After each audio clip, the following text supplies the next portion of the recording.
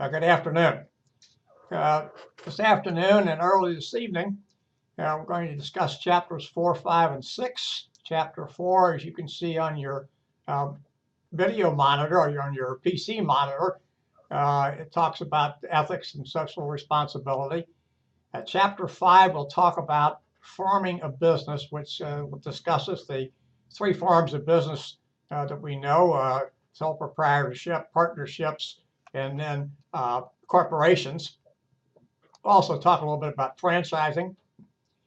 And then chapter 6, we'll talk about how to start a business. And we'll spend a little bit of time toward the end of that presentation, chapter 6 presentation, discussing a business plan. So let's look at the learning objectives for chapter 4. Explain why obeying the law is only the first step in behaving ethically. Ask the 3 questions you need to answer when faced with a potentially unethical action or decision, we might want to say there. Describe management's role in setting ethical standards. Distinguish between compliance-based and ethics and integrity-based codes. I didn't see that. And list the 6 steps in the corporate ethics codes. Define corporate social responsibility and the corporation's responsibility to various stakeholders, and then analyze the role of U.S. businesses in influencing ethical behavior and social responsibility in global markets. Obviously, that is not something that is easy to do, but it's something that American companies doing business overseas must pay attention to, because it's codified in U.S. law.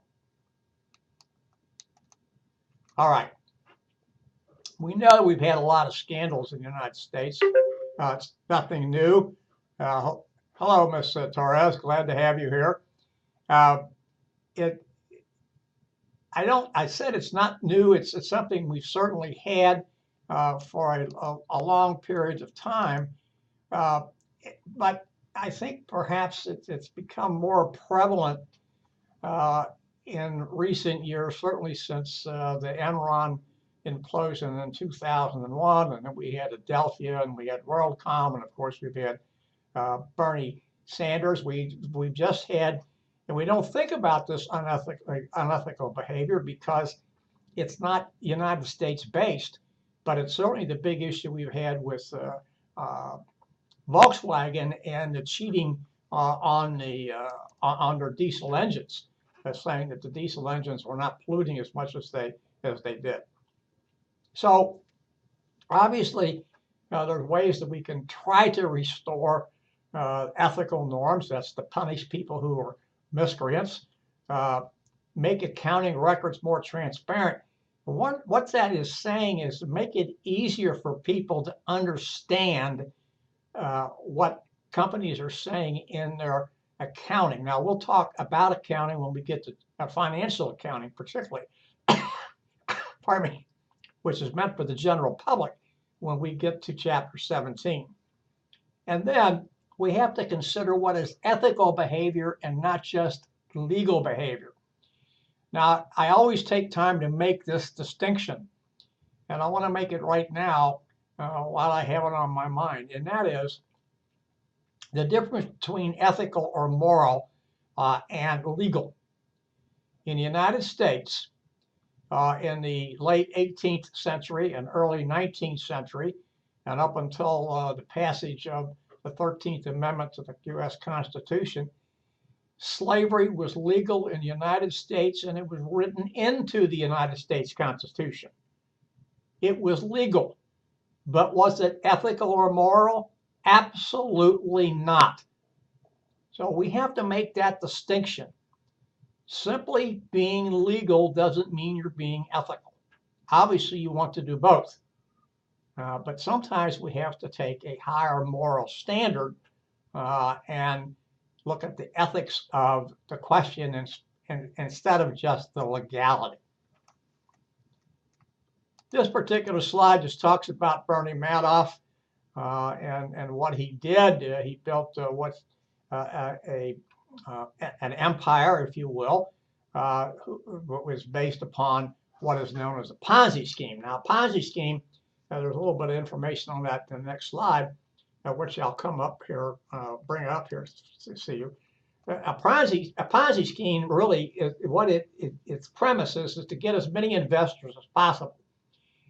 And so it's like a pyramid. You want to have as many investors down here on the bottom level. So you're using the money that they've put in to pay the people at the top. And of course, the only way you can continue a Ponzi scheme is by attracting more and more and more folks. Unfortunately, my aunt and uncle were caught in a Ponzi scheme. I don't know how much money they lost, but they did lose money. Fortunately, they were retired at that time. Fortunately, it didn't cost them their retirement. They were able to continue living very, very well. But they did lose money. And it's simply, you trust somebody and you think you know something and something else and so on and so forth. Somebody tells you in a Ponzi scheme or something like a Ponzi scheme that they're going to give you a 10% return on your money, like Bernie Madoff did, year after year after year after year. That's something the stock market has not done. Even in the stock market's best days, it's never done 10% year after year after year. Maybe individual stocks have, but on the whole, that's not happened. So you have to pay attention to those kinds of things. And when I say pay attention to those kinds of things, I'm talking about individuals for their protection. Now, we're not getting into the ethics of this thing. Certainly, a Ponzi scheme is unethical. Yes, if you got in early enough, you might get out, make a considerable amount of money, and never know a Ponzi scheme was going on until somebody was arrested. What's ethics? What here is it's what we accept within our society as right versus wrong.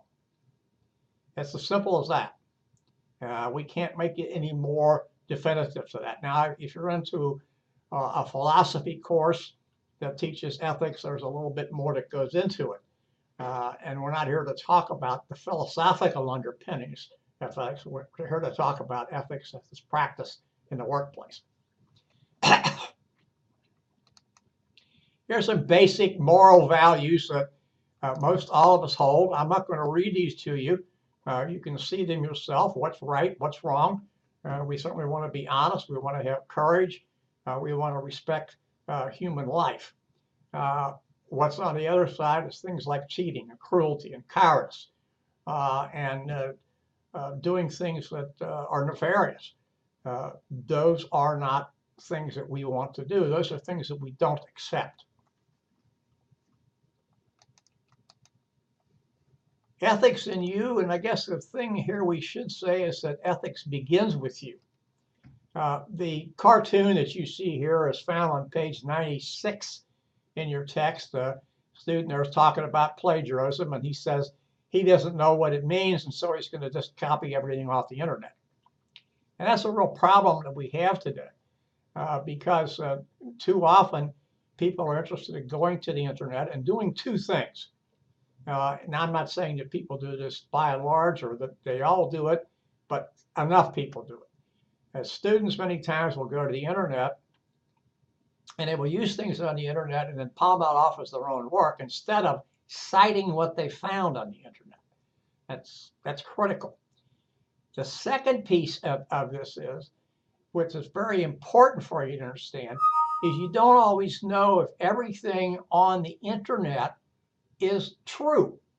And so you need to do some research into that to make sure that what the internet is providing you is truthful and accurate information. That is the problem with Wikipedia. And I'm not denigrating Wikipedia, but what I'm saying is that anybody and their brother and sister can get into Wikipedia and update what is being posted. And the person that updates what's being posted don't always know if that person has standing in that field. So you have to be careful. You can use Wikipedia as a filtering out source if you want, or as a starting place, but be very, very careful about using Wikipedia as a source. I discourage it and I don't think you should use it. Use it as a weeding out source. Use it as a place as a filter. Use it as a place to get basic information. But the site, I would not do that because you don't know who's posted.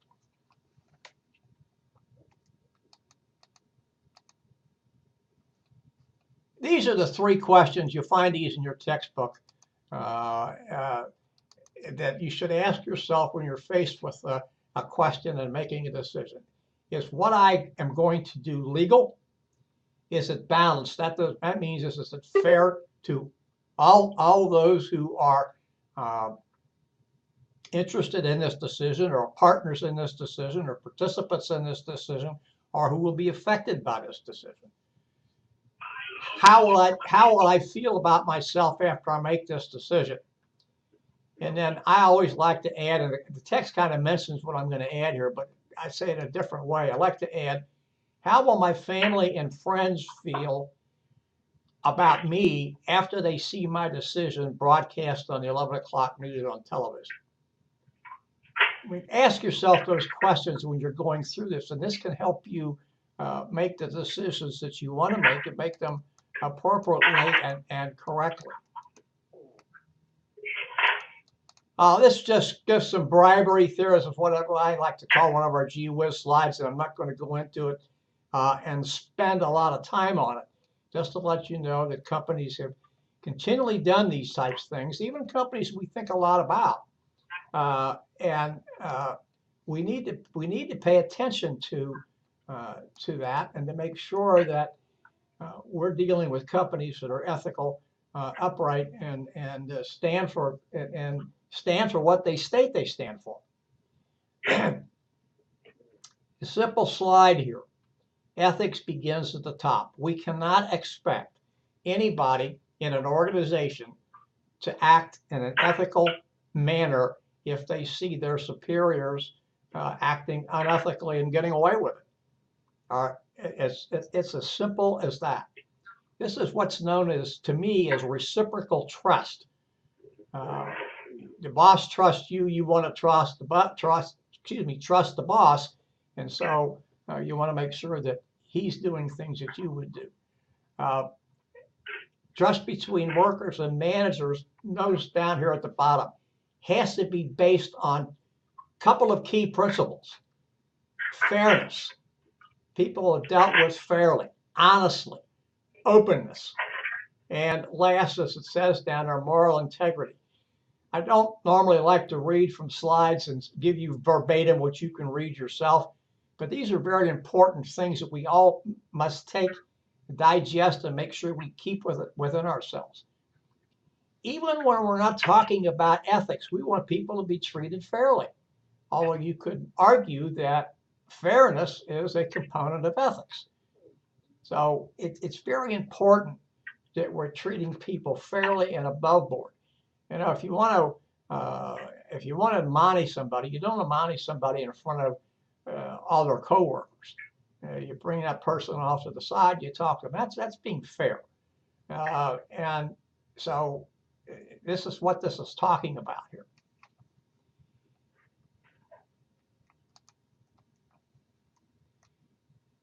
These are values that are factors that influence managerial ethics, and it's something that is good for you to see. I'm not going to continue talking about that, but it is something that's important. Hello? Do you have a question? No. Okay. Now, there are 2 types of ethical codes, and we need to talk about these. You can see them in your text. Compliance-based codes and integrity-based codes. And compliance-based codes is simply doing what the law says. Follow the law. Make sure that you're doing things that the law says, that people are punished if they transgress, and that they're held to account. Well, that's fine.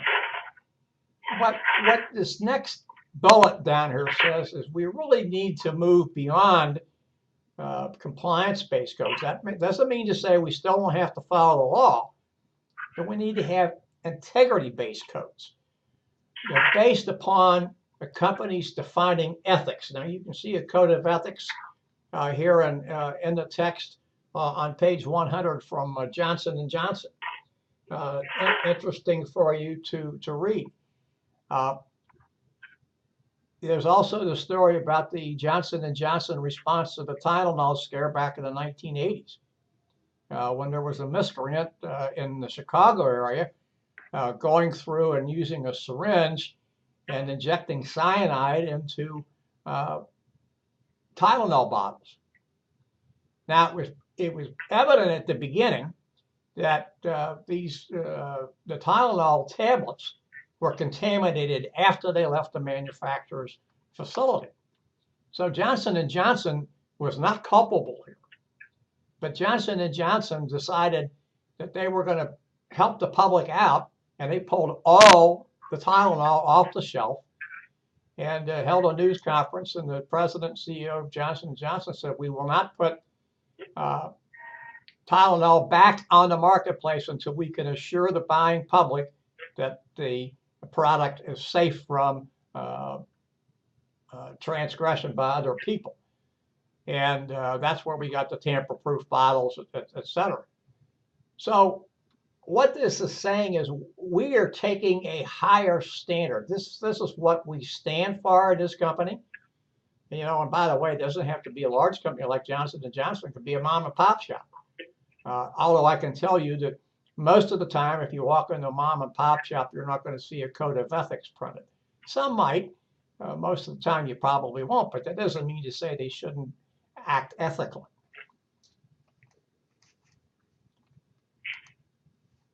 Well, there are a number of ways, and again, this is something you can see in your text. I'm not going to read all this on page 101. How top management or how we can improve our ethics within the United States. First, it comes from the leaders of the organization. They set the example. They have a lot to do with writing the ethical code for the business, and they have to live by what they've written. Everybody needs to understand expectations and what will happen to them if they transgress. Everybody needs to be trained. There should be continual ethics instruction going on within the company. Some people say it should be done annually. Some people say maybe semi-annually. But there certainly should be something. And ethical issues should be brought up and discussed.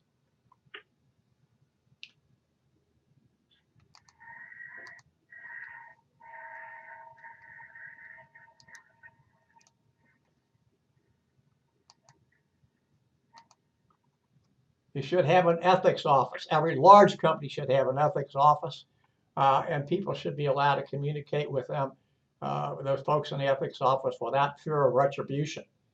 There should be whistleblower protection. We hear about whistleblowers on a frequent basis, and yet if we read far enough and long enough, and I'm talking about far enough in the report and long enough to follow the case, we find that whistleblowers are denigrated. They wind up losing jobs. They won't be hired by anybody else in the industry. And you know, whistleblowers do perform a public service.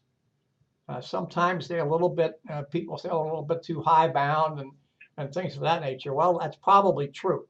But by bringing things to light, and about bad practice. For instance, there was a whistleblower, several whistleblowers in the tobacco business.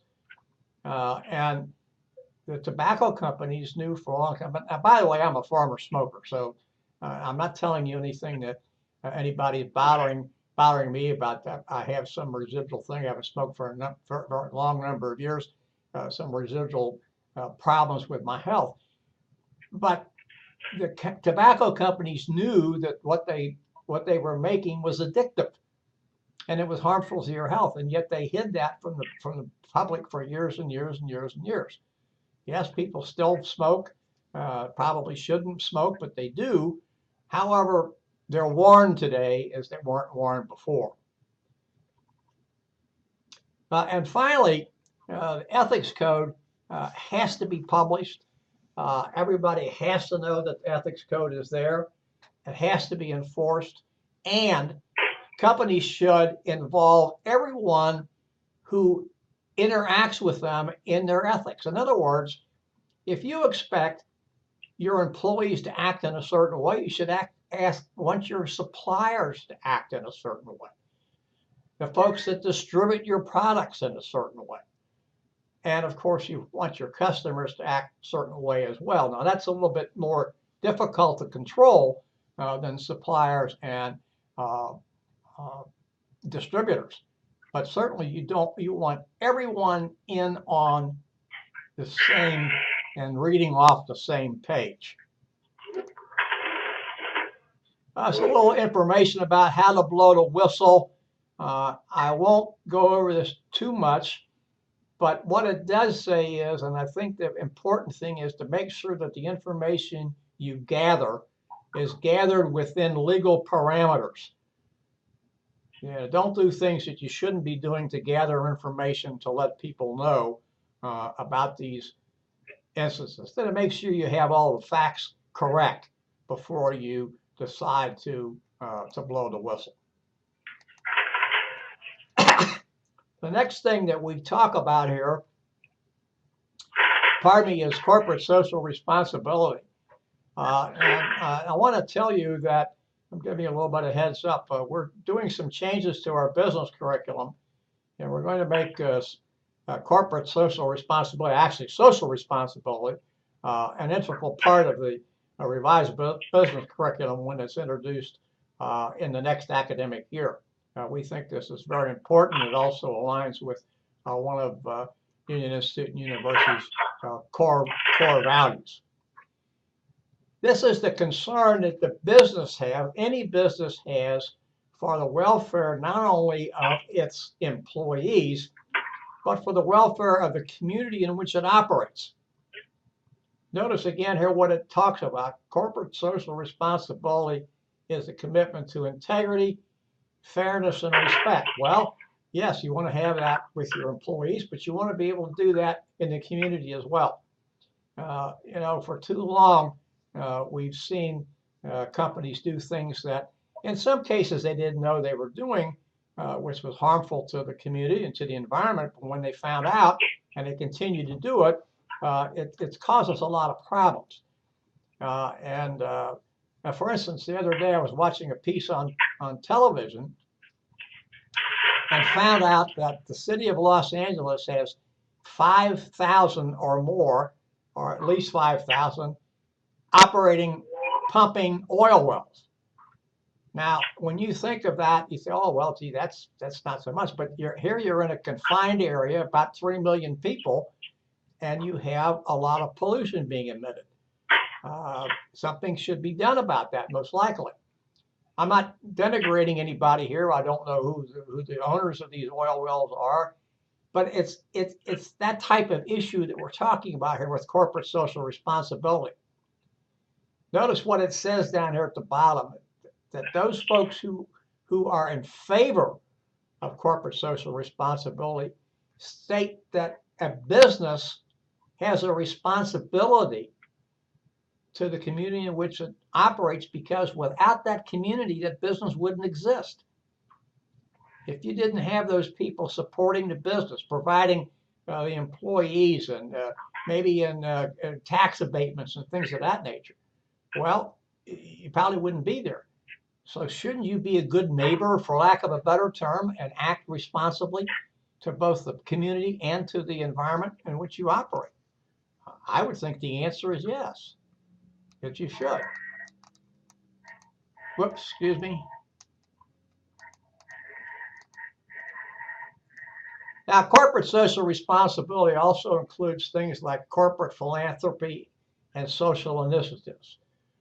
This is talking about charitable contributions and things like helping the community build playgrounds and giving back for things like symphony orchestras and things of that nature. Also includes doing things like hiring minority workers, minimizing pollution, using not only energy wisely, but also the material to make the product you're selling wisely, so that you're using less raw material and you have a chance to give that back to the environment. And then corporate policy also takes a positive look at social and political issues. Now, I want to tell you here, I want to digress just for a second. Many companies do this political issues, but in some cases, they're fostering their own agenda. Now, I want to give you an example. One of the largest corporations in the United States that many people don't know about is the Koch Industries, K-O-C-H, owned and operated mostly by the Koch brothers, Charles, and I think the other brother's name was William. They have a new initiative that I found out about the other day in reading an article in the New York Times where they're pushing through what would seem to be a innocuous venue, fossil fuels. Now, we all use fossil fuels. We're trying, with not a great deal of success, to wean ourselves off of fossil fuels because they're not renewable. And they do pollute. Now, if you don't believe in pollution, you don't think pollution causes problems, just go to Google or someplace and type in smog in Beijing, China. And you'll see what I'm talking about. We had a very bad example of pollution here in the United States in the late 1940s in Donora, Pennsylvania, where a yellow cloud descended upon the community and stayed for a week or more. And there were deaths, etc. So you have to be careful about what they're saying and make sure that their motives are altruistic and not motivated by profit. I'm not picking on the Koch brothers. I just became aware of that the other day. These are just companies here that are making a positive impact. Notice that MBA students say they would work for a company at a lower salary if it was known to be socially responsible.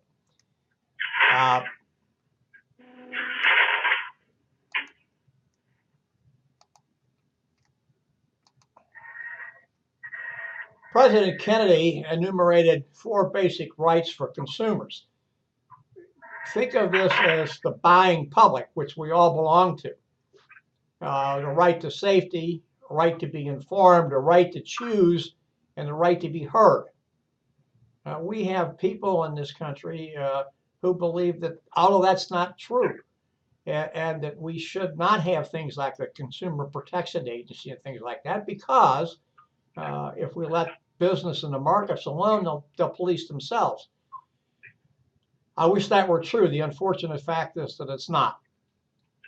Sometimes we have too much government intervention. I will admit that. But absence of government intervention, we cannot expect companies to police themselves. Some do. Unfortunately, we have too many people who like to cut corners, so we need some protection. This is how customers know we can use social media to find out about corporate social responsibility and efforts. And again, of course, we have to be careful to make sure that the information we're getting is accurate. Don't start political rants. It's okay to be involved, but have your facts. Don't tweet impulsively. Make sure that what you're saying, you're passing on is correct, and you want it to be correct. We have to be careful about a thing called insider trading. This shows a picture here of Stephen Cohen. I don't know how well you can see it on your PC monitor, but he himself was not accused of unethical behavior. but many of his traders were. And as a result, he was precluded from trading for, I think, a couple of years actively through the stock market. So what this says is that people within companies or other insiders have information that you and I, the general public, don't have, and they make trading decisions based upon that information. It is unethical, and you're taking advantage of information that no one else has. And of course, many people lose out there. What do companies have? What's the responsibility the companies have? To create jobs, obviously. Obviously, another responsibility they have to their shareholders is to make a profit. But they should have a responsibility to allow employees to have a chance to move up the corporate ladder. Treat people with respect and offer salaries and benefits that help people along the way. This is just a list of the most admired companies in 2014. I'm not going to dwell on that. We have to be careful when employees are upset because we find that that's when companies lose money due to fraud and other misuse of company assets and resources. We have to be careful when we find disgruntled employees. If you work in a large company that has an employee assistance program and you notice that an individual is acting peculiarly and starting to take out his vengeance on other people or her vengeance on other people and blame others for their mistakes and things of that nature, get them to the assistance people. Don't try to intervene on your own unless you're a trained psychologist or counselor. By all means, get them there and help them along the way. Notice that 1/3 of employees in the United States earns a salary from a nonprofit. We notice also that the green movement is moving further along. That's part of social responsibility. And one of the things that people and companies are trying to do is to reduce their carbon footprint, to help lessen pollution. This just gives us some opportunities here about green.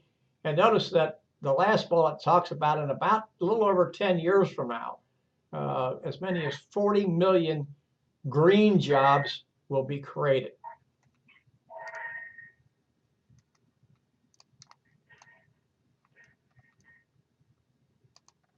Now, I'm just going to end this thing about international ethics. It's a real problem for the United States and for companies in the United States trying to do business in areas overseas that don't have strong ethical cultures. Bribery and corruption is a way of life. However, companies that are United States based must adhere to the United States Foreign Corporate Practice Law, which was passed in the 1970s. If the behavior and business dealings are unethical in the United States, they are unethical for companies, U.S. companies operating overseas, to do as well. So it's something we need to know about, something we need to understand. Why is this important? Well, what we find out is that the great majority of young people will be working for a company or owning a company that does business globally. And so you need to understand what the laws are and make sure that you're compliant with those laws and that the company that you work for is compliant with them as well. The punishments are rather severe, and no one needs to be going through them. So at about 4:50, we have completed Chapter 4. I'll take a short break till 4:52 and come back and talk about Chapter 5, How to Farm a Business. Thank you. Please come back at 4:52.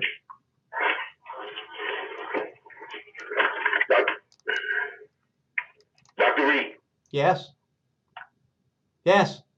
Can you hear me? Hello? Yes? Oh, okay. Hey, I got a question for you. All right.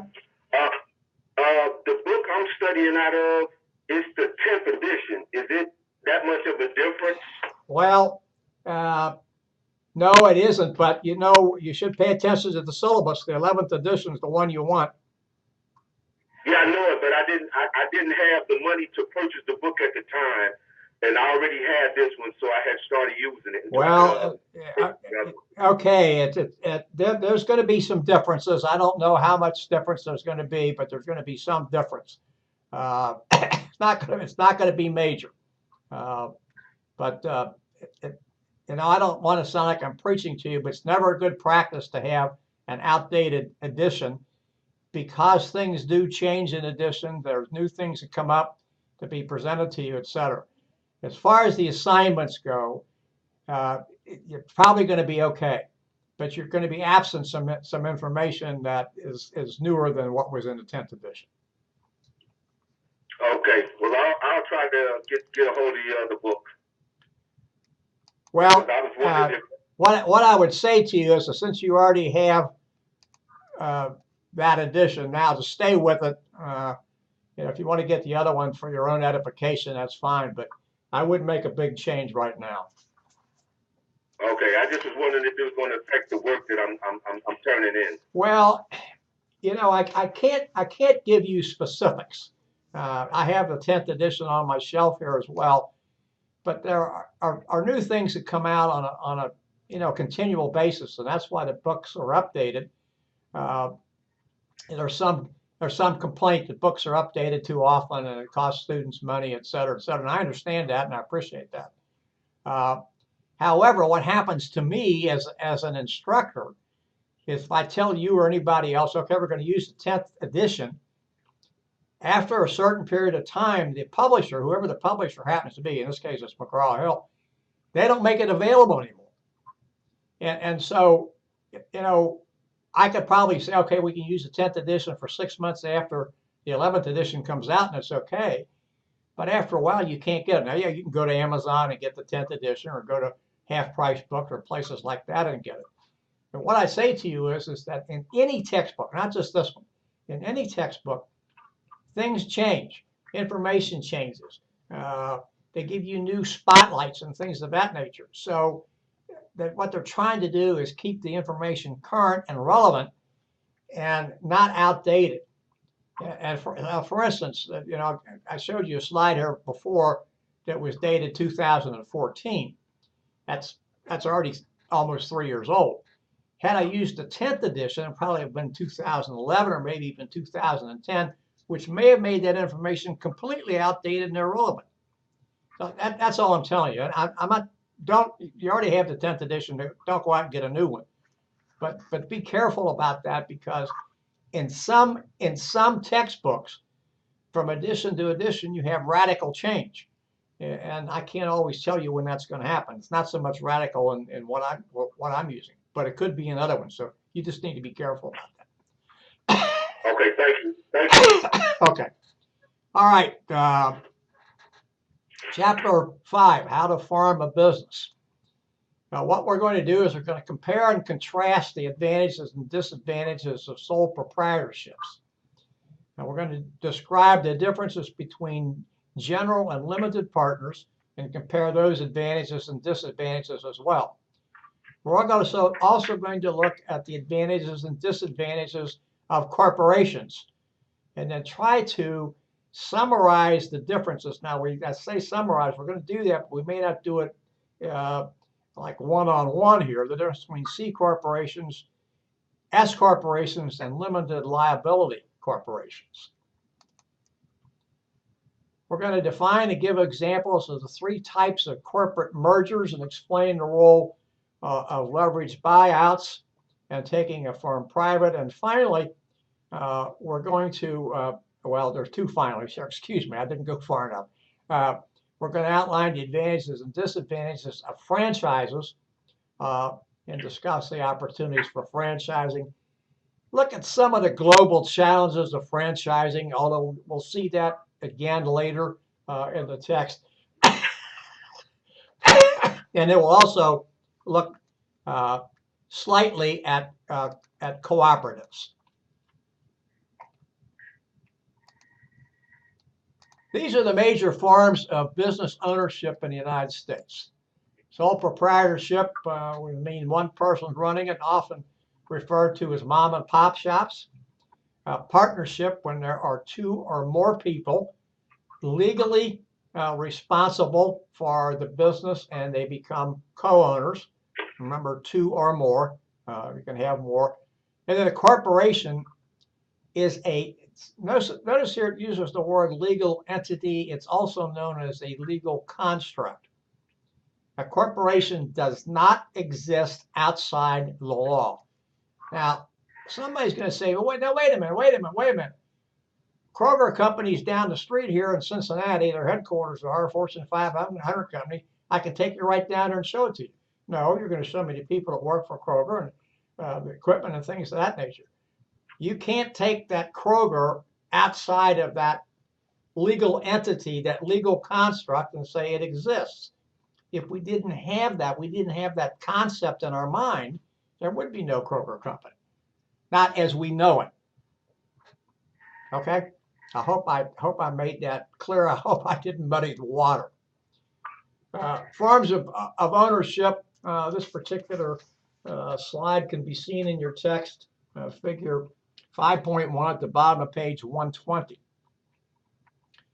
Notice that sole proprietorships are the largest number of businesses in the United States, making up approximately 3/4 of all the businesses in the United States.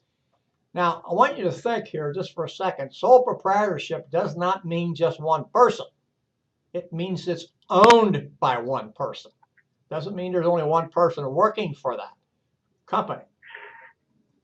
But notice on the right side of that slide, as you're looking at it, 81% of the total receipts generated within the United States by businesses come from corporations. And sole proprietorships only generate 6%. That doesn't mean it's not meant to be bad. It's not meant to put sole proprietorships in a bad light or corporations in a good light. What it's meant to show you is that there's a big difference between the number that there are sole proprietorships and the amount of revenue they generate. That just talks about ethnic business centers, and we don't need to spend a lot of time on that. It is interesting information, but it's not really pertinent. Pardon me. Here are the benefits for starting a sole proprietorship. You can look at them and read them as well as I can. But the first and foremost is I can start a business anytime I want. I can end it anytime I want. Now, yeah, there's some parameters. I mean, you may not be able to start a business exactly where you want because of the zoning restrictions and things of that nature, but you can start your own business. Normally speaking, as long as it's not illegal, you can start it whenever you want to start it. You're your own boss. Nobody else telling you what to do. You can keep all the profits. And if you're thinking about it, you can pass along a legacy to your heirs, among other things. But there's some significant downsides. Now, when I say this, I do not mean to scare anybody away. I do not mean to say anybody who wants to start his or her own business should think twice. What I do say is you need to understand the issues that you're going to face. And the first one is unlimited liability. If you're a sole proprietor, you're the business and the business is you, and you cannot divorce the two. It's impossible. On the flip side of that, you only have to file one tax return. You don't have to file one for the business and one for you. But you have unlimited liability. Because most people start a business out of their own pocket, there's limited funds, and there are limited funds for growth without borrowing. That doesn't mean to say that you can't do that. Many, many large businesses in this company were started in garages or basements. Hewlett Packard is one. Apple is one. Microsoft is another. DuPont is a very old company for the United States, a couple hundred years old. I don't know if you could say it was started in a garage, but it certainly was very small when it started. Another one is overwhelming time commitment. It's a 24-hour-a-day operation. It doesn't stop. You don't get any vacations. There are no fringe benefits. And it says few. I don't think there are any, other than the fact that you're only filing tax once. And because of the financial constraints, you probably have a limited ability to grow. That doesn't mean to say you can't. I'm just saying it's limited. So those are the things that you need to think about when you do that. And work-life balance is a real issue for those sole proprietors. It's very difficult to juggle one against the other. Now, partnership offers some different opportunities here. General partnership, everybody assumes responsibility and everybody has liability. In a limited partnership, you have one or more general partners and one or more limited partners. The limited partners normally have little to say. Here we're going to go. Limited partner invests money, enjoys limited liability, meaning that he or she is only liable for the amount of money that they put in, and really have little to say about how the company is run. Notice down here at the bottom that a limited partner's personal assets are not at risk, which is different than a sole proprietor or general partner. So those are things that you have to consider when you're starting a partnership, what type of partnership you want and how you're going to operate a partnership. Let's give you some other forms of partnerships: master limited partnership and then limited liability. The master looks like a corporation, but it's taxed like a partnership and therefore avoids corporate taxes. Limited liability partnership limits the risk of losing personal assets, kind of as we talked before, to only those persons' own acts and omissions or commissions of those people that they supervise. Why get into a partnership? Well, obviously there's more money. That's certainly one. Another good way is to, another good factor here is that you can, we'll just talk about two here. You can divorce, if you will, separate's a better word, that's what I should have used. You can separate responsibility. For instance, one person has management expertise and the other person has the technical expertise. Okay, so you want the technical person to do the things that need to be done for the company. And a guy or gal who has the management expertise to take care of running the company, the operations, manage the finances, and things of that nature. And because you have two or more people, you have a greater chance of survival. And again, you can pass things around to make them a little easier.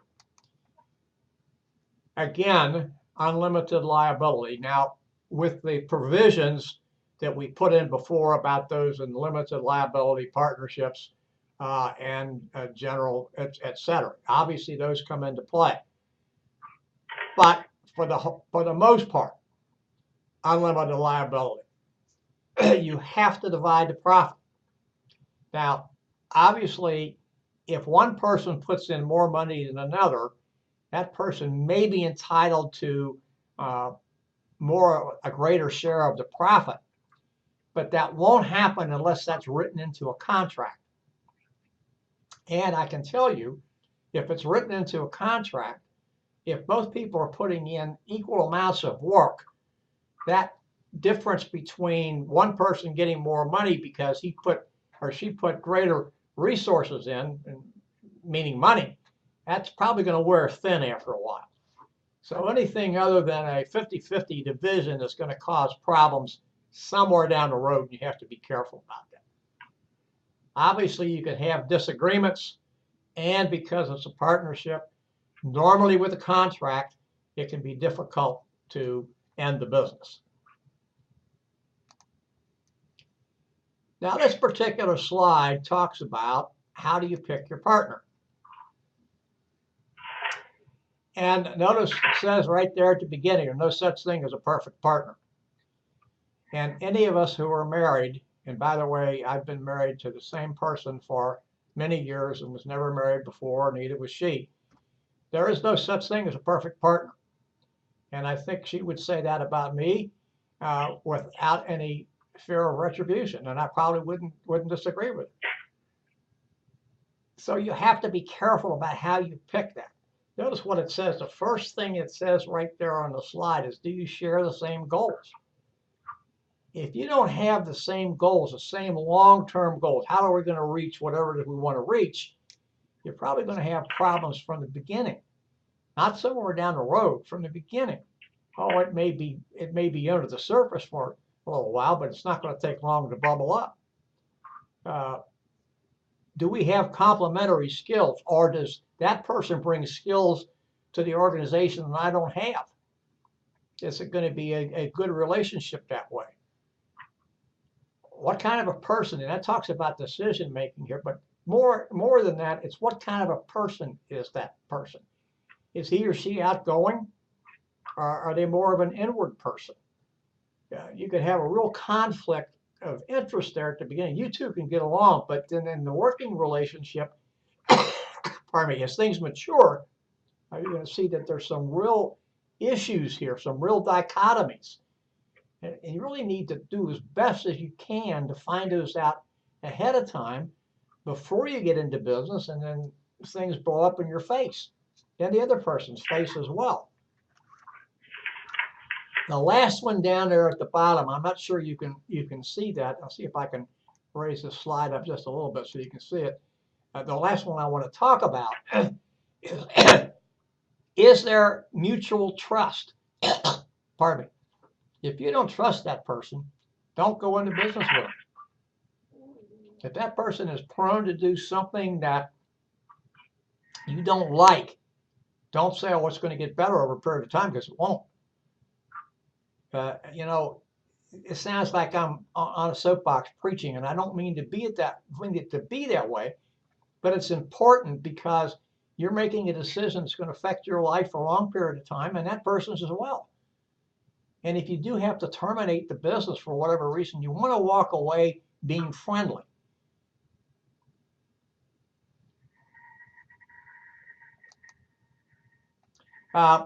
This is an ethical situation that's in your, pardon me, in your textbook. As I mentioned before, at least last week, I think I did, and if I didn't, I'll say it again. I always recommend that you look at the making ethical decisions in the text. It's not a requirement, it's not an assignment, but you can learn a lot just from reading that short vignette and going through the process of answering the questions in your mind. Now we're going to come to corporations. As is mentioned here, a corporation is a state-chartered legal entity with authority to act outside its owners, and it has liability separate from the owners as well. Owners in this case being stockholders. Now that's a conventional corporation. Those corporations are, for the most part, public entities. Notice here we're talking about chartered by a state, and so they have stockholders.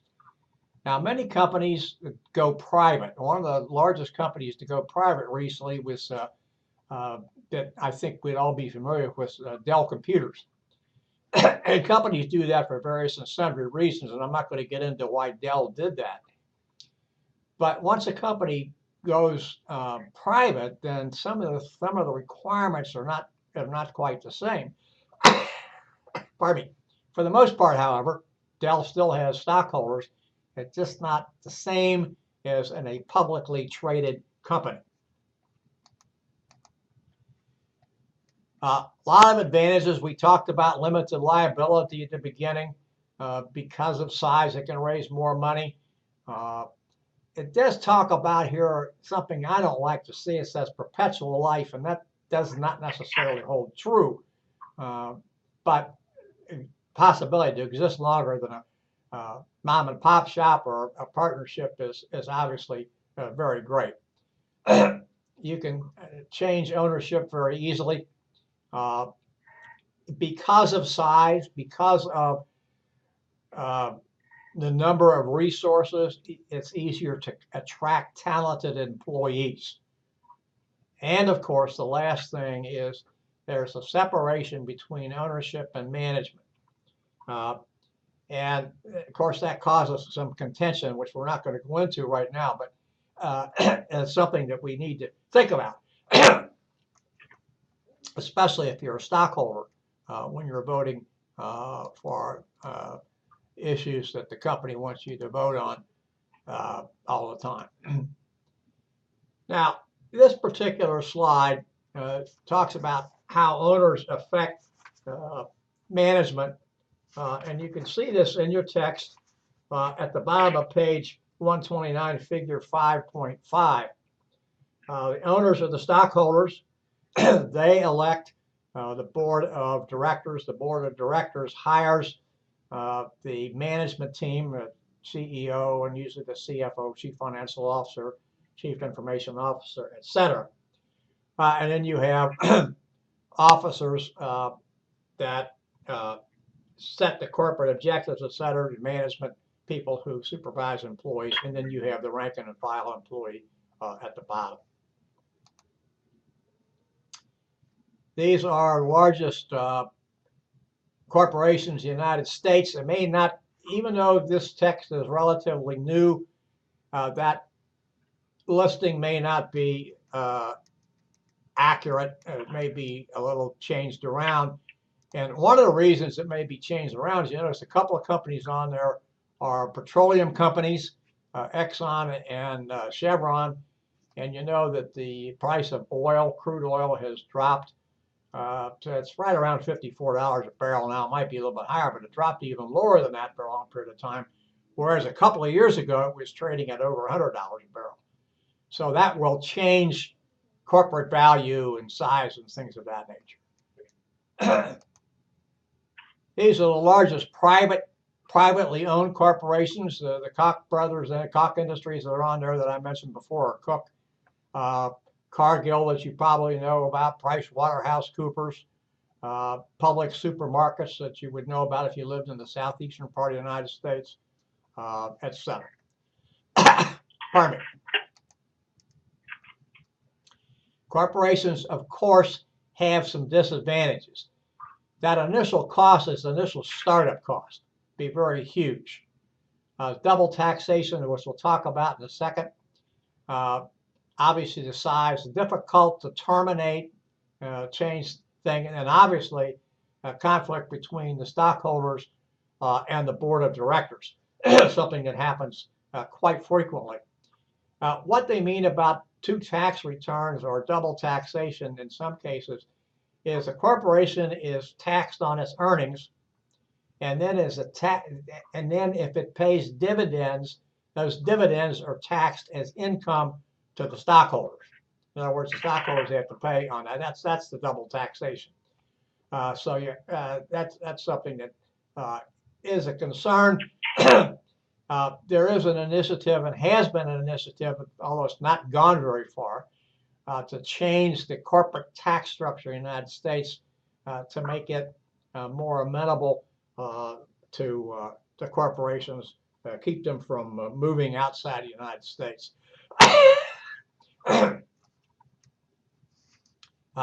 But there are some issues with that. Whether it'll go through, I don't know. We're going to pass on that particular slide. And this one asks a question: who can incorporate? And the answer to that is anybody. It doesn't have to be any particular person. However, when you're talking about small business people, they usually do not issue stock. They incorporate for tax purposes. They don't issue stock. So the advantages and disadvantages of a large corporation are not the same. They're not, they don't transfer in the same way. There are advantages to limited liability corporations and some possible tax benefits. So let's look at some of these. This S corporation. This is something that was started by the United States government. It looks like a corporation, but is taxed either like a sole proprietorship or a partnership. Notice that they can have shareholders, directors, employees, plus the benefit of a limited liability corporation. And remember, profits are taxed as personal income for a shareholder. So it's not that they're paying some additional tax. Pardon me. S corporation, no more than 100 shareholders or stockholders, if you prefer.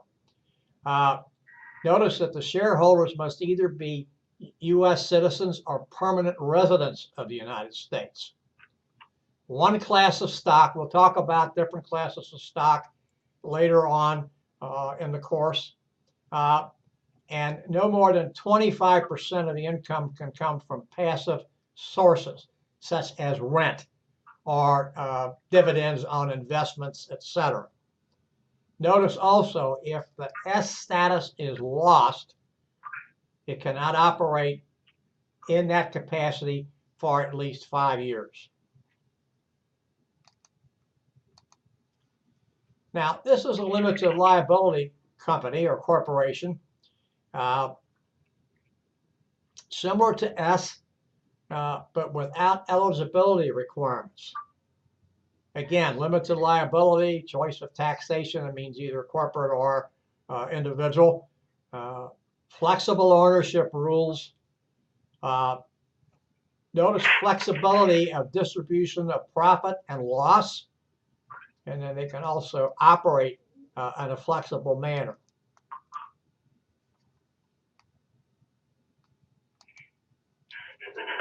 Here are the disadvantages. No stock, therefore you can't transfer ownership.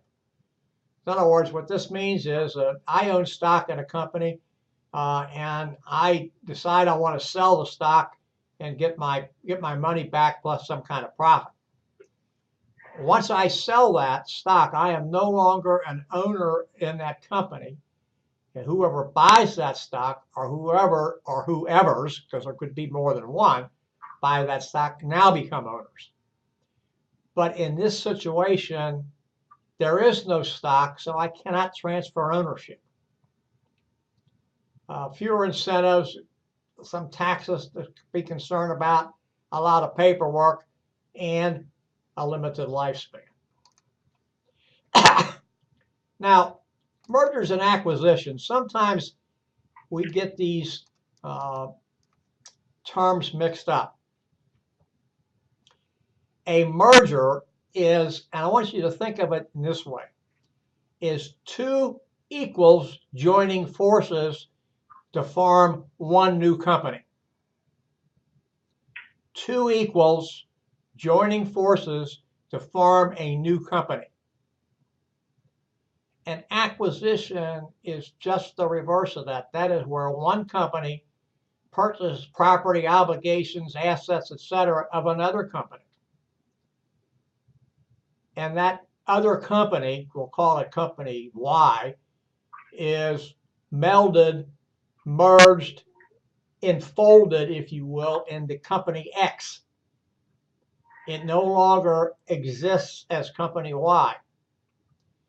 And there can be a lot of problems with acquisitions because the people who are acquired often think that they are coming as equals, and they're not. I want to give you what I always consider the classic example of an acquisition. As you might remember, some years ago, Daimler bought out Chrysler. Now that's no longer around. Fiat owns Chrysler now, but Daimler bought out Chrysler, and they had their first joint meeting after the acquisition. Let me say that Daimler acquired Chrysler. Let's say bought it out, acquired. It's a different connotation. They had their first meeting, and it was going to be held at the Waldorf Astoria in New York.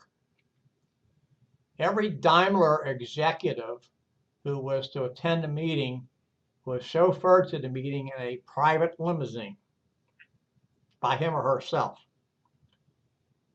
They sent a van for the Chrysler executives. But if Chrysler thought anywhere in its wildest dreams that it was an equal partner, that told them that they were not. So I want to make that clear, because many times what also happens is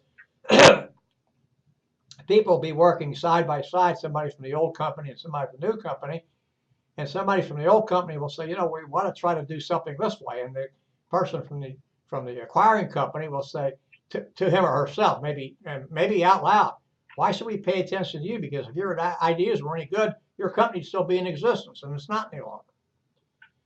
So anytime there's an acquisition and or a merger, both the companies merging together and the one company that's acquiring the other need to do what's known as due diligence to understand what they're getting themselves into. That's why so many acquisitions don't work well. People come, and the next thing you know, they're out the door, and all kinds of problems happen. So it's one of those things that you have to be careful about. These are the different kinds of mergers: vertical, horizontal, conglomerate. Vertical, two firms in different stages of a related business. Horizontal firms joining two firms in the same business. And a conglomerate, joining firms that are in completely unrelated businesses. Excuse me. Leverage buyout is just something that stockholders, in many cases, and management, some stockholders will try to buy out a company.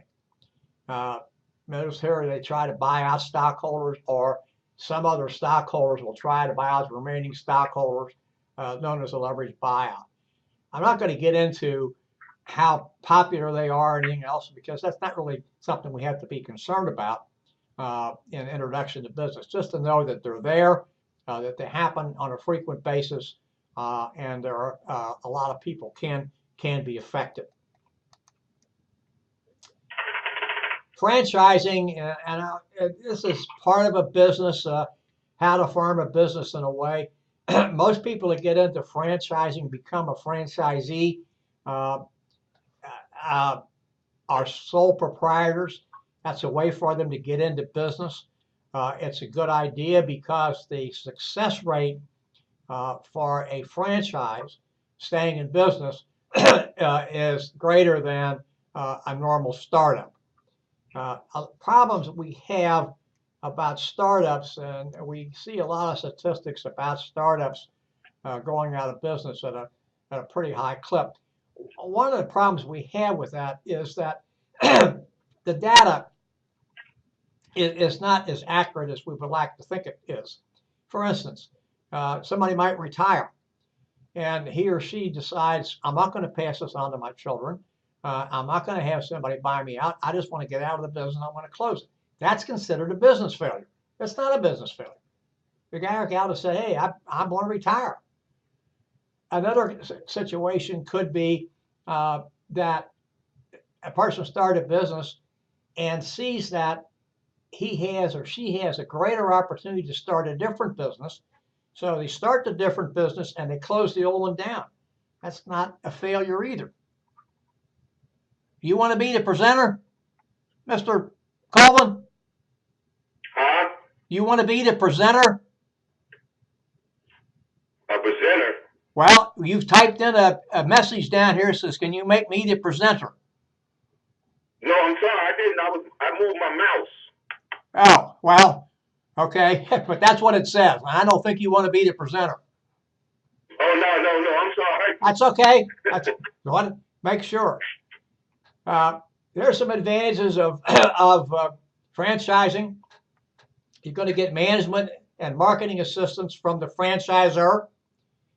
You own it. You own a brand name for the most part. Might be able to get some financial assistance from the franchisor as well because the company wants to make sure things go well. And as I mentioned before, there does tend to be a lower failure rate. There's some downsides. It costs a lot of money. The last time that I heard, and it's been a while ago, it took about $500,000 to open the McDonald's. That's not chump change.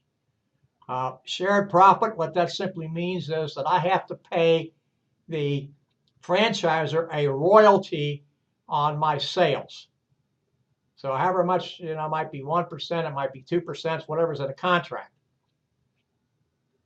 I have to follow what management says. I don't have too much choice in that.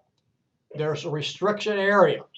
You're allowed to sell X product in Y territory. You can't go outside that unless you buy a new store.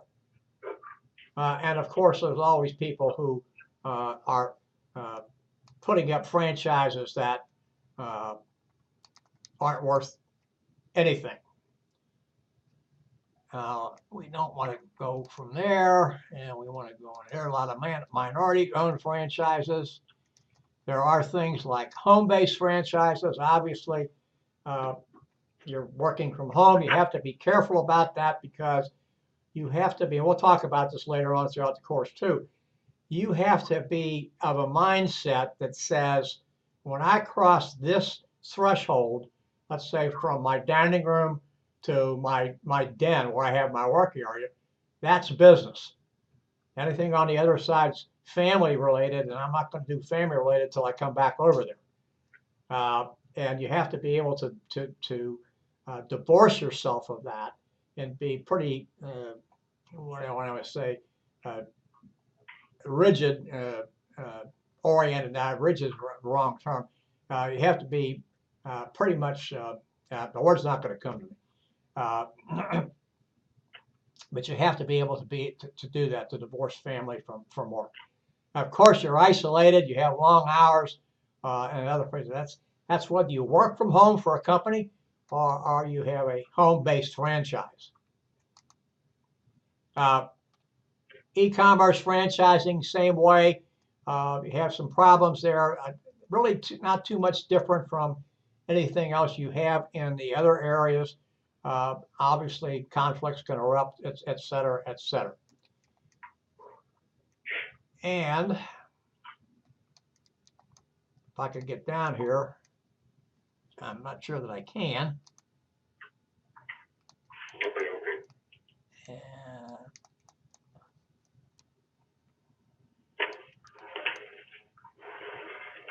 Here we go.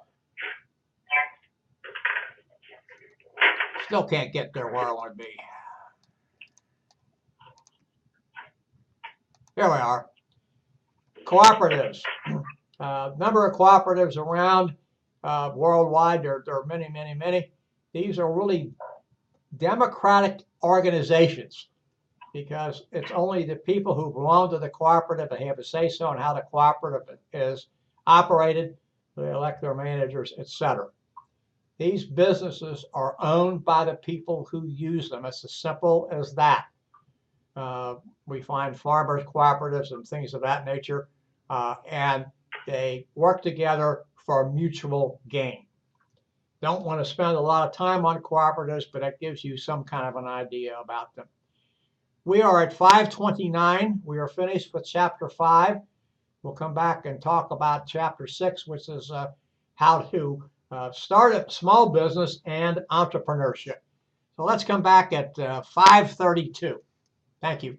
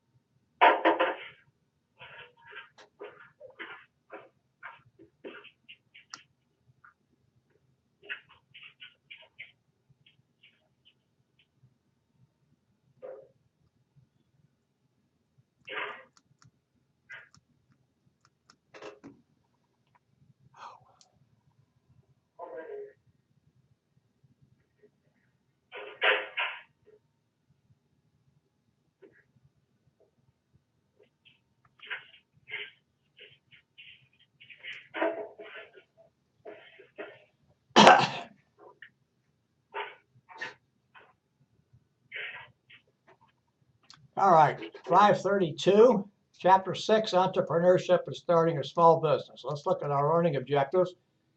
Explain why people take the risks of entrepreneurship. List the attributes of successful entrepreneurs and describe entrepreneurial ventures. Intrapreneurs, we'll talk about that, and home and web-based businesses. We'll look at the importance of small business, the American economy. We've discussed that a little bit, but we're going to do a little bit more. Summarize the major causes of business failure. Summarize the ways to learn about small business, how small businesses operate. Analyze what it takes to start and run a small business, and then outline the advantages and disadvantages small businesses have in entering global markets.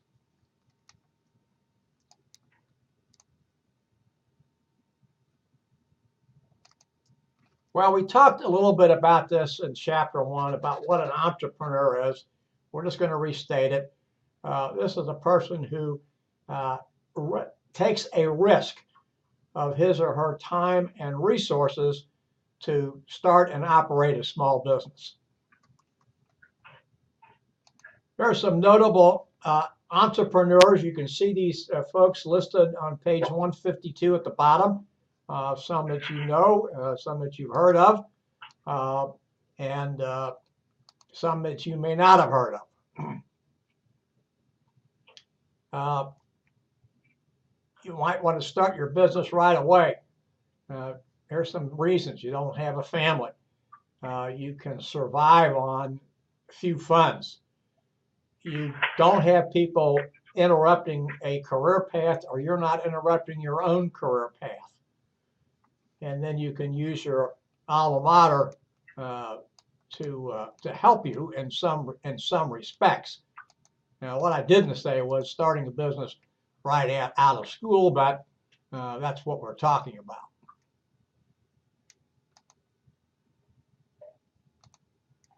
Yeah, sorry, we've been there. Why do you want to take a risk? Well, first of all, you need to be a person who is risk averse. So you have to welcome uncertainty, because that's what you're going to find when you start a small business. It gives you a chance to succeed. You can keep all the profit. You have a large measure, if not a total measure, of independence. And while I would like to take the last bullet, put it up with the first bullet, because opportunity is often the challenge. And that's exactly what we're looking about. What an entrepreneur is looking forward to. Now, not all entrepreneurs want to grow to be real big, but certainly many do, and they're looking to keep the profit. What does it take to be an entrepreneur? The first bullet says you have to be self-directed. I would like to change that and use the term that I was looking to use at the last session, of the word disciplined. You have to be able to set your parameters and follow through on them. You have to have an affinity for action. In other words, you want to make things happen. You don't want to be standing around when things happen. You want to be the mover, the shaker, not the person who is sitting back here waiting for the echo. You have to have a certain amount of energy. And last, you have to have a tolerance for not knowing what's going to happen. Because when you start a business, even if you have a good business plan, things are not going to go the way you thought they were. That's just the nature. And so those are things that you have to have thinking about doing. This talks about 5 steps to start your business in school. I'm not going to talk about this, about it being in school, but I want to look at the first 2 issues here, because all of these other things apply regardless whether you're in school or not. You need to find a want or a need that people have and do something to satisfy it, create a business to satisfy it. And notice it talks about zeroing in on specifics. What that simply means is you want to home in on what it is that needs to be done, and don't be out here looking at all this stuff on the periphery. Now, is the periphery important? It may be, but it's not as important as the central issue that you're trying to solve. Notice here it says a great opportunity, great idea if it fills customers' needs or wants. Go back to Redbox, what we talked about, and some of you uploaded your comments about Redbox. Redbox was not satisfying a need. Nobody needs to rent a video. Somebody wants to rent a video. And what they were doing there was they were satisfying not only the want to rent a video, but to rent it in a convenient place and to be able to return it in a convenient place. So, you know, not only a need, it's also a want. Make sure that you have the skills, the ability, the expertise, and the aptitude to be able to do that. In a way, you're following your passion. That's usually something that's good for you if you want to get into business. You're able to not only sell the product, but able to service it at a reasonable price and make a profit. Now, I'm going to repeat what I'm going to say later on in the course. If I don't just trip you, what happens to a lot of small businesses, they get in, they have a good idea, they have a product, and they believe that the owners believe the only way that they can get into the market is to have a very low price. And so they do that. They set a low price. And then they find out they can't make any money at that low price. What's the problem? It's difficult to raise your prices.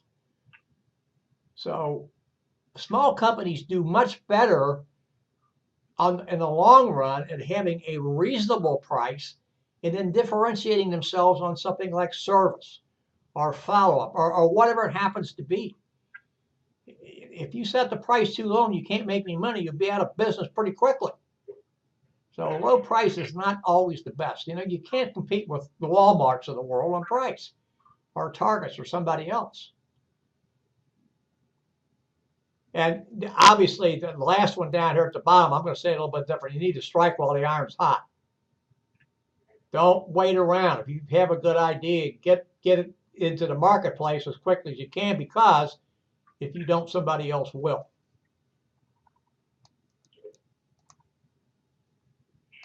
Home-based business. I'm not going to talk a lot about this other than to tell you that, by the way, I skipped. I need to come back here and then realize I went that far in advance. But I'll talk about that now. Home-based businesses are there. They're not going to go away. But talk about the problems that you have with isolation and things of that nature. If you want to get into them, make sure you do your homework, because in some cases, it's not going to give you what you think. Entrepreneurial team, these are just people working together as entrepreneurs. One of the classic examples down at the bottom was Steve Jobs and Steve Wozniak and Mike Markula, because they were able to do this. And they had like minds. They liked playing around with computers, for lack of a better term. And so they were able to do something. But it's, you know, it's an interesting story. Apple almost lost its business. And it was only probably by happenstance that they were able to keep it. Apple's idea was, if we get we get apples into all the school systems, and the kids see the teachers with apples when they grow up, they're going to buy apples. Well, that didn't work. People wanted things that were known as, in those days, as IBM compatible. They didn't have a marketing team in those days. So that's what I'm saying, that they were really almost lost their business. Micropreneur is what it says here. These are just entrepreneurs who are willing to stay small.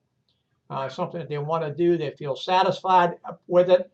We don't need to dwell on this. That does not mean to say that they're not as good as the other people. It's just not something that excites them. They have their idea, they have their own niche, and they want to stay there. This was the home-based entrepreneurs. Yes, it's growing. Again, it's something you have to be careful about getting into. Understanding it's not easy. You have all the distractions being at home. And one thing it does say here to you, that zoning restrictions may not allow you to do that. So it's something you want to find out about if you're able to do it. Don't do something that's going to cause a lot of problems. I'm not going to go into the pluses and minuses. We've talked about these before. Something we need to think about. You need to do your homework, and that's because it's a franchise. Do your homework and think about it. It may be good, it may not be good. Don't get into something that is going to cause you a lot of time and you're going to be little payoff. We're not going to discuss these two issues because they're simply not that important. Now here we're going to tell the story about an intrapreneur. An intrapreneur is a person who is an entrepreneur, but he or she doesn't work for himself or try to start his or her own business. They work in a large corporation. And the classic story is down here in the third bullet about Art Fry, who was one of the developers. I found out that there were more than just Art Fry, but he was the prime mover at 3M, and he developed Post-it notes. Now, Art Fry was trying to develop an adhesive, and he developed this adhesive and found out that it didn't work for what he wanted it to work for. But he found out that it was good for him because he sang in his church choir, and using it, he was able to keep the pages in his hymnal separated.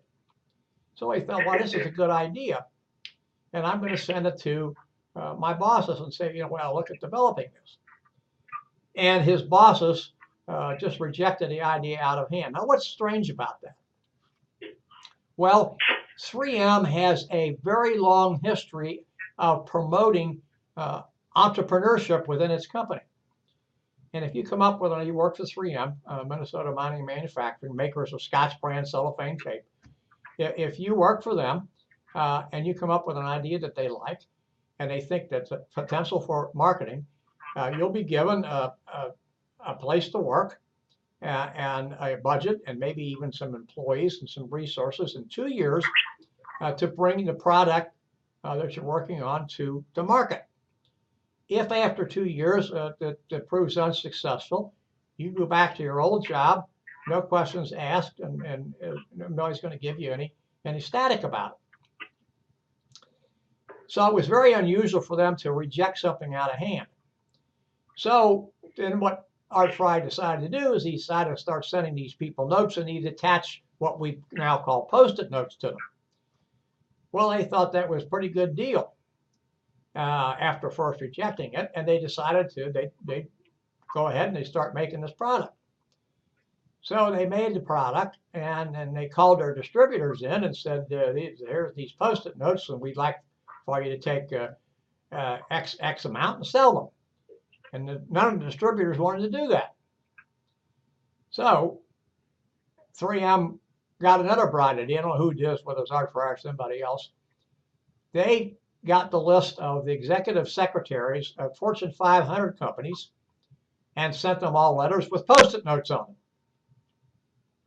So obviously the executive secretaries wanted to get Post-it notes, and they called their suppliers or distributors and couldn't get any.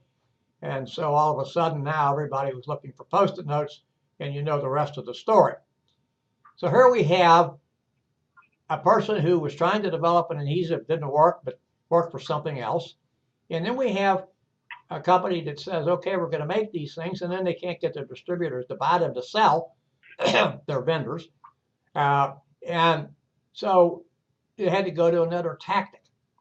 All this is showing you here, I hope in some respect, that your idea has to catch the eye of the consumer. And if it doesn't catch the eye, it's probably not going to go anywhere, even though it is a good idea. Now, this just talks about enterprise zones and incubators that governments, mostly city governments, county governments, state governments, are trying to do to help small business owners, entrepreneurs get into the limelight. They offer lower taxes, etc. And then an incubator will offer a budding company low-cost space, share some resources with them for copying and things of that nature. And the whole object is to push small business. Small businesses are, as we know, independently owned and operated. This is a definition, by the way, but they're not dominant in their field. And they're small in relation to others in their industry. Now, as I remember, a small business is defined by the United States Department of Commerce as having less than 500 employees. 501 to 999 is considered medium size. Anything 1,000 over is considered large size. This continues with some of the information we had before. 28 small businesses. Almost 97% other than of all non-farm businesses, excuse me, almost 97% are considered small. And then small businesses account for over 50% of the GDP. Now, not the revenue or the profit, but 50% of GDP. That's products made and sold within the continental confines of the United States within 1 year. Notice down here at the bottom, since 1995, small businesses have generated 65% of the jobs in the U.S. Huge, huge number.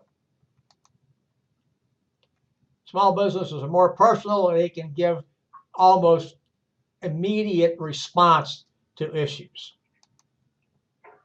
Now, this talks about the business failures, and notice it's going to say a couple things here that I talked about before. Closing a business to start another is considered a failure. Changing the form of a business, which I didn't mention before, is a failure. So if I'm a sole proprietor and I bring in a partner and we close the sole proprietorship, because I mean, that's figurative, by the way, not literal. We close the sole proprietorship and say it's now a partnership, that's considered a business failure, and it's not. Retirement, as I mentioned before, is considered as a business failure, and it's not. It shouldn't be. Now, small businesses have problems, and there isn't any question about it, and we shouldn't kid ourselves that there are not problems. Excuse me. We can find this list enumerated here at the top of figure 6.3 at the top of page 164. And I'm not going to go through those with you. I do hope that you look at them. Too much credit, taking on too much debt, not having good management, not understanding the business and the business cycle, not paying attention to finances, to filing taxes, etc. Don't have enough money to start up. Things of those natures, and poor management. All things that will cause a small business to fail. Now, if you look on the following page, 165, this gives you some ideas to help increase small business success. And I'm not going to go into this list for you because it's something that I think that you should look at, digest for yourself, and try to understand. If you want to discuss them, I'll be happy to do that. But this is a laundry list, and everything on this list doesn't apply every place. So look at it, pick out the things that you think are important, especially if you want to start your own business. If you're going to start a small business, ask other people who are already in business. When I used to teach this class in the face-to-face settings at another institution some years ago, I had a friend of mine who had an Allstate insurance, excuse me, he killed me, State Farm Insurance Agency. And he's retired now. And whether or not they considered him, that business going to a different agent as a failure, I don't know. Bill was in that business for a long period of time, was very successful. But I used to have him come and talk to my class, and he said one of the things that he didn't do at the beginning, that if he had to do it over again, would be talk to other State Farm agents, how they did things, etc., because they wanted to see him succeed. Obviously, get experience if you can. Take over a successful firm if you can. That's a ethical issue again. Now, major business functions really are the same as we're going to talk next week, the same management functions of planning, organizing, leading, and controlling. And if planning is important, you have to know finances, you got to know your customers, et cetera, et cetera. But those 4 functions that I mentioned, whether you're sole proprietor or not, you can't divorce those. It doesn't list them here, but you have to have those. Planning, organizing, leading, controlling. 4 functions of management.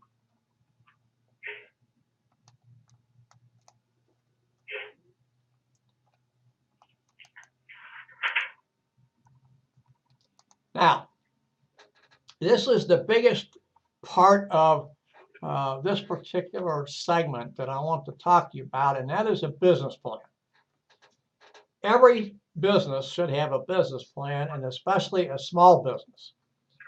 Many times, a small business will start without a business plan. A lot of mom and pop shops are open that way, etc. But that doesn't mean you shouldn't have a business plan.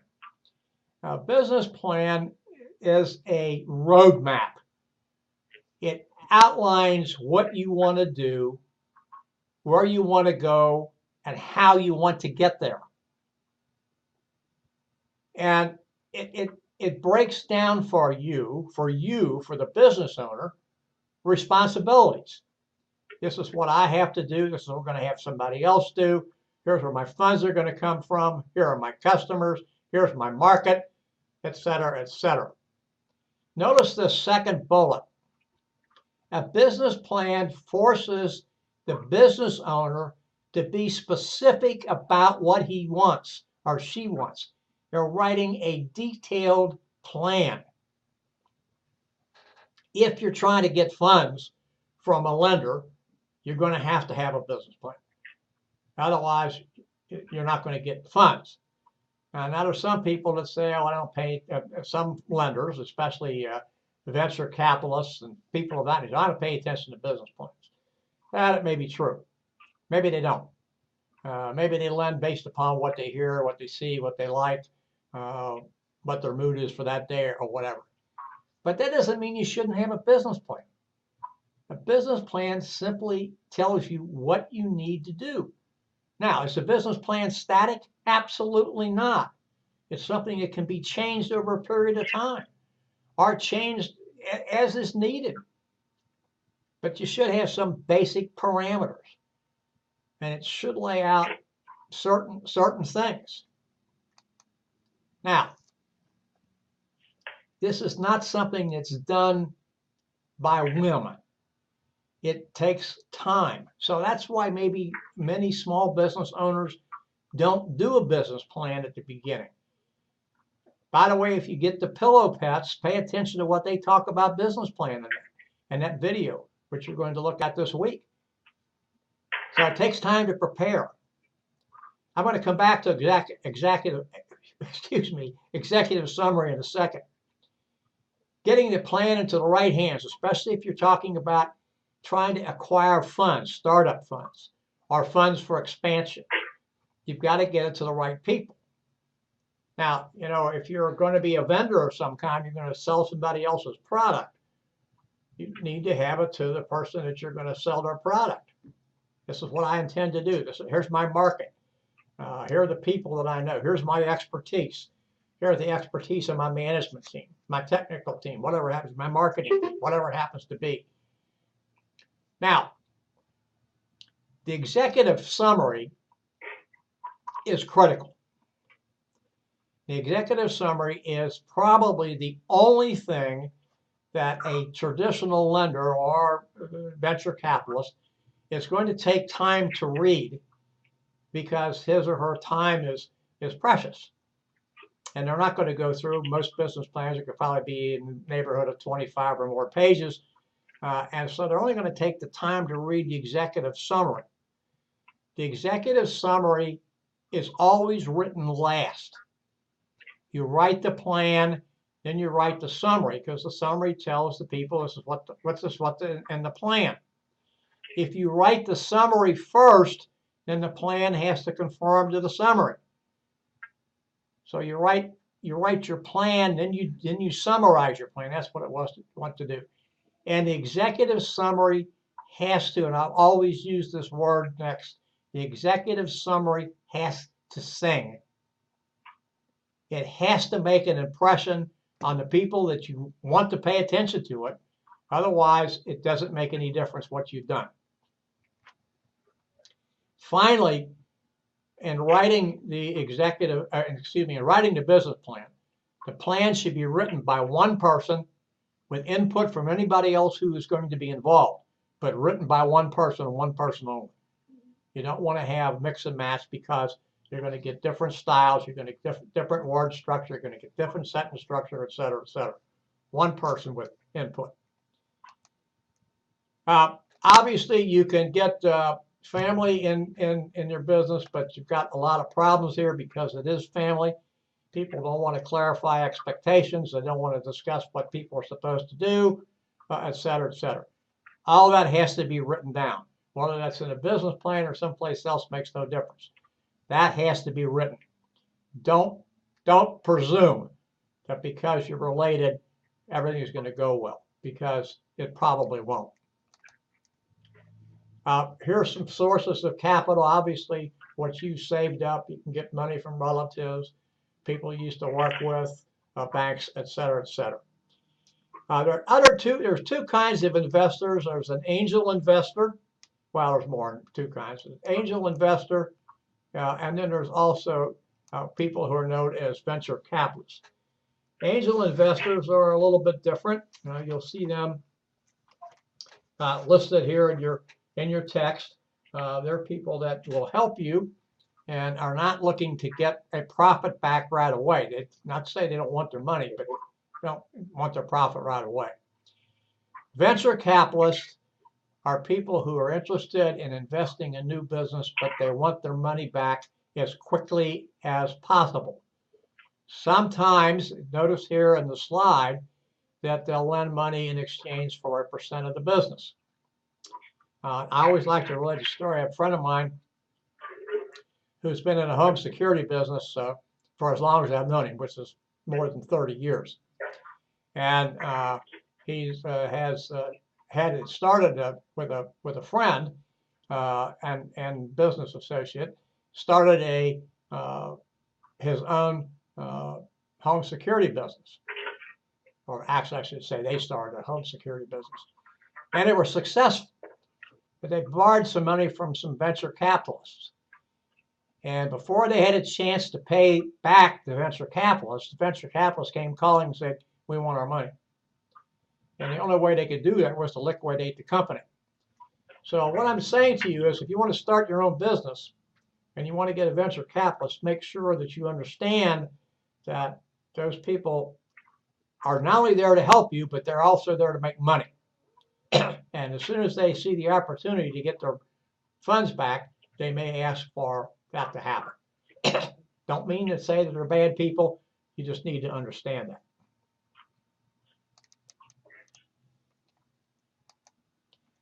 that. You can go to community development financial institutions to help get loans to start a business. Notice at the bottom, only 1% of the loans were not repaid. There are some new sites and crowd investing rules that you can do that. Kickstarter and things of that nature. I don't like to spend a lot of time on those, other than tell you that those sites are available and they're interested in helping people move along. Obviously, they want to make a profit, but they're not interested in cutting your knees out from underneath you. See the Small Business Administration located in the local federal building. Those folks are there to help you start. I'll give you some ideas, help you with management ideas, with financial ideas, etc., financial advice particularly. Notice that they have started a microloan program for small business owners. And of course, they're going to judge the credit worthiness of your business to make sure that you are going to have a chance to succeed. Then we have the Small Business Investment Company. This is the amount of money they have available to loan. And they're interested, again, in helping people succeed in starting a small business.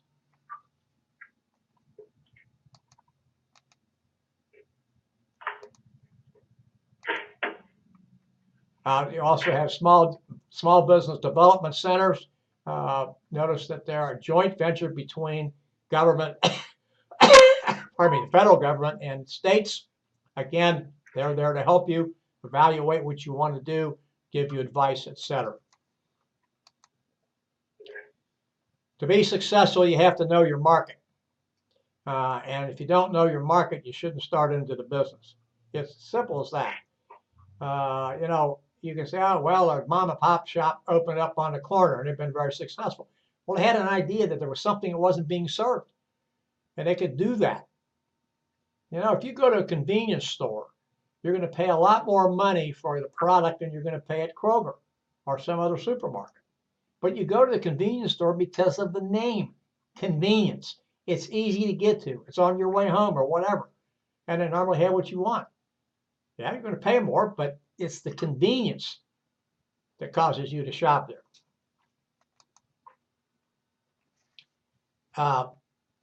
We're going to skip that particular one. This is an issue that is always a bugaboo for any small business. That's managing, but particularly hiring and training the new employees. They have to have a customer service orientation, because without that, a small business is not going to succeed. Now, I'll give you an example. Some years ago, when I was still in the Army, and my wife and I were living in Missouri, and we had a deadbolt on the front door, and it fell out. And so we went to a local hardware store, a large store, and said, you know, we need to. Oh, we don't have those things. We can't replace those.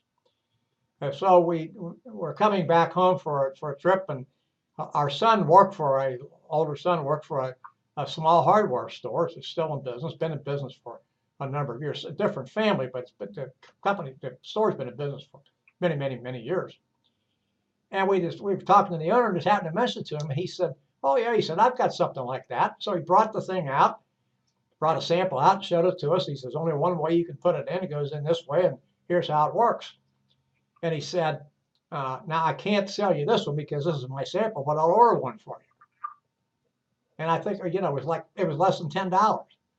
And we got it in a week or 10 days, and you put it in with no problem, and it worked. Customer service. And if you don't have that, and the folks that you're hiring don't have a customer orientation, you're going to have a big problem. Get the technical assistance you need with accounting, and with your finances, with taxes, etc. Don't try to do them on your own. Is it going to be a little costly to you? Yes, it is. But you're better off dealing with an expert, because some of that's a business expense, and you can write that off on your taxes.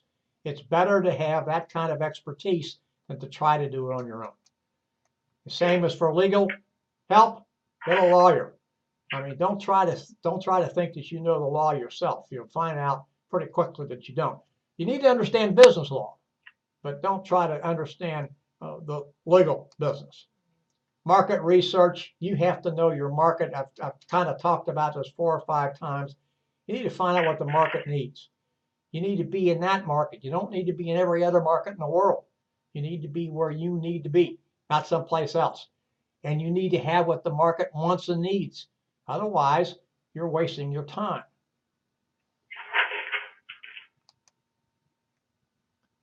Commercial, and there's some other things, commercial loan officer, insurance, the Service Retired Corps executives, Service Corps retired executives. They're associated with the Small Business Administration. Again, there are people there to give you advice and how things can work for your benefit. Well, we've come to about 7 minutes after the hour, 6 o'clock, and we've covered chapters 4, 5, and 6. Let me ask you before we leave, do you have any questions?